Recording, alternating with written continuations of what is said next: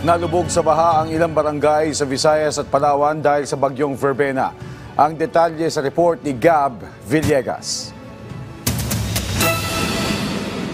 Makikita sa mga kuha ni Janice Banqua ang mga winasak na mga bangka sa Sitio Canipo sa Barangay Bulalakaw sa Coron, Palawan matapos ang pananalasa ng Severe Tropical Storm Verbena. Ayon kay Janice, hindi nila inaasahan na mangyayari ito sa kanila. Pinasok naman ng tubig baha ang mga kabahayan sa Bagao City sa Negros Occidental. Ayon sa uploader na si Kinot Rafael, umapaw ang tubig sa Taytay Bridge. Makikita naman sa aerial shot ang lawak ng pinsala ng bagyong Verbena sa Socorro sa Oriental Mindoro. Kapansin-pansin sa video na nananatili pa ring lubog sa baha ang mga kabahayan at establishmento sa bayan. Natumba naman ang poste ng kuryente sa Barangay Patoo sa Odyongan, Romblon sa kasagsagan ng pag-ulan at dahil dito nawala ng kuryente ang Tablas Island na agad namang inayos ng mga tauhan ng Tablas Island Electric Cooperative.